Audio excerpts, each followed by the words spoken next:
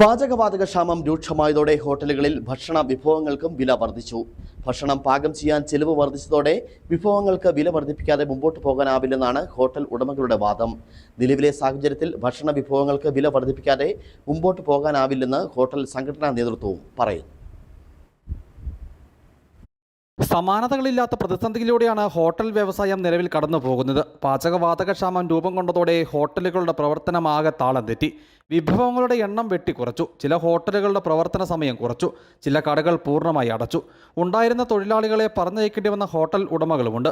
നിലവിൽ തുറന്നു പ്രവർത്തിക്കുന്ന ഹോട്ടലുകൾ ഏറെ പണിപ്പെട്ടാണ് മുമ്പോട്ട് പോകുന്നത്. ഗ്യാസ് ആണെങ്കിൽ ഹോട്ടലുകാർക്ക് കിട്ടുന്നില്ല, വീട്ടുകാർക്ക് മാത്രമേ കിട്ടുന്നുള്ളൂ. അതുകൊണ്ട് അടച്ചിടാൻ കഴിയില്ലാത്തതുകൊണ്ട് വിറകടുപ്പിനെ ആശ്രയിച്ചാണ് ഇപ്പോൾ കഴിഞ്ഞുകൊണ്ടിരിക്കുന്നത്.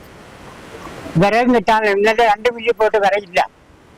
പിന്നെ ഒരു കട പൊളിച്ചെടുത്ത് പോയി കുറെ ഫ്രൈ ഫുഡ് കിട്ടി. അതുകൊണ്ടിട്ടാണ് ഇപ്പോൾ കഞ്ഞി സാമ്പാർ പായസം ബിരിയാണി എല്ലാം പുറത്തടുപ്പ് കൂട്ടി കൊടുക്കുന്നുണ്ട്. 2 മഴയോടെ വന്നു കഴിഞ്ഞാൽ അതിൽ നിന്ന് പോകും. പാചകം ചെയ്യുവാനുള്ള ചെലവ് വർദ്ധിച്ചതോടെയാണ് ഉള്ള വിഭവങ്ങളുടെ വില വർദ്ധിപ്പിക്കാൻ തീരുമാനം കൈക്കൊണ്ടതെന്ന് ഹോട്ടൽ ഉടമകൾ പറയുന്നു. നിലവിലെ സാഹചര്യത്തിൽ ഭക്ഷണ വിഭവങ്ങൾക്ക് വില വർദ്ധിപ്പിക്കാതെ മുമ്പോട്ട് പോകാനാവില്ലെന്ന് ഹോട്ടൽ സംഘടനാ നേതൃത്വവും പറയുന്നു.